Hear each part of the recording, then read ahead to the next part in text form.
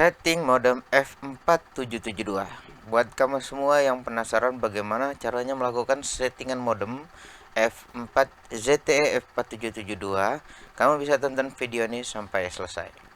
Assalamualaikum warahmatullahi wabarakatuh teman-teman semua.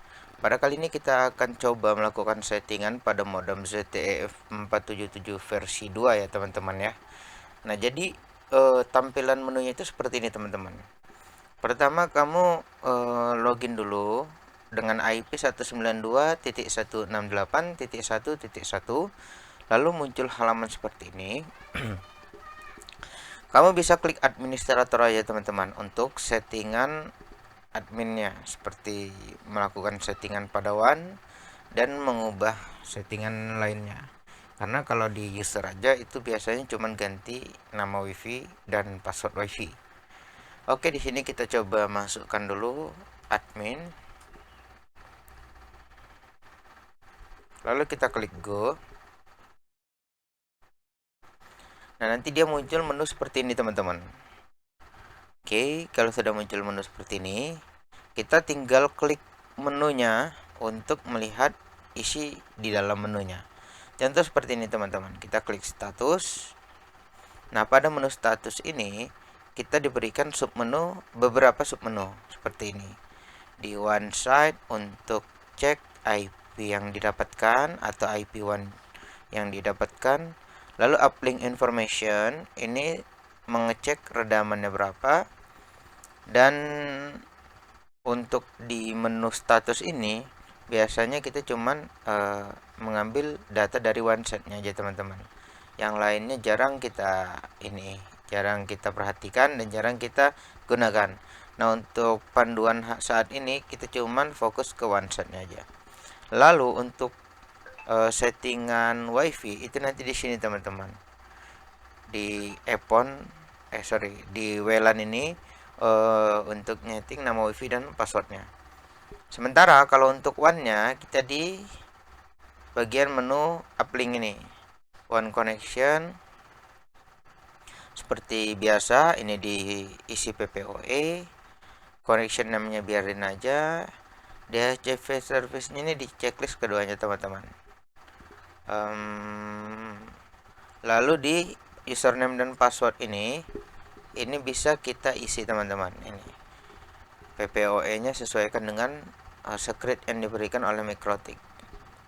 Oke, nah kalau untuk connection name ini connection name ini merupakan settingan WAN, dimana kita bisa ngecek apakah modem ini sudah pernah disetting WAN atau belum gitu. Kalau ini sudah pernah disetting ya teman-teman, artinya masih ada koneksi yang aktif.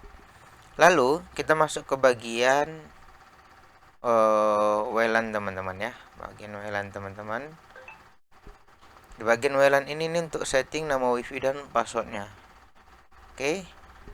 Kalau bagian menu ini tidak perlu kita ubah.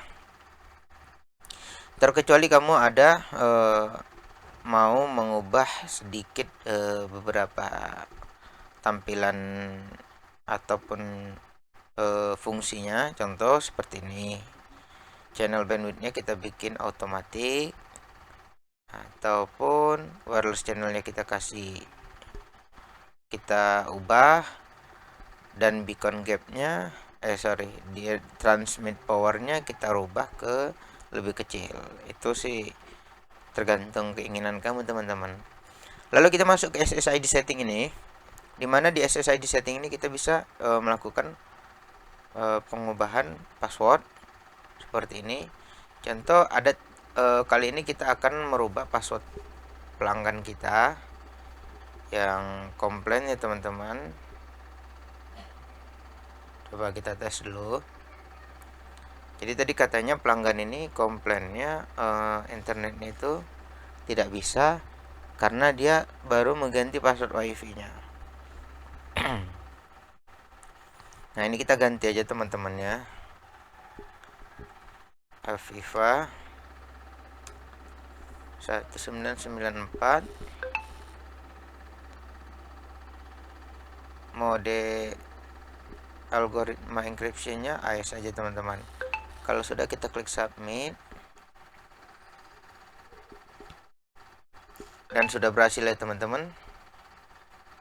Nah, kalau sudah seperti ini, maka kita infokan lagi kepada pelanggan untuk connect kembali ke wifi-nya dengan password yang sudah kita setting. Oke, untuk saat ini saya rasa cukup teman-teman ya, karena beberapa menu di sini ini jarang banget digunain. Nah, kebanyakan kita hanya menggunakan WAN, WLAN, LAN, lalu status ini untuk mengecek IP serta redaman yang didapatkan dari modem ini. Oke teman-teman, semoga membantu video ini. Jika kamu ada pertanyaan, silahkan komen di kolom komentar. Oke, assalamualaikum warahmatullahi wabarakatuh.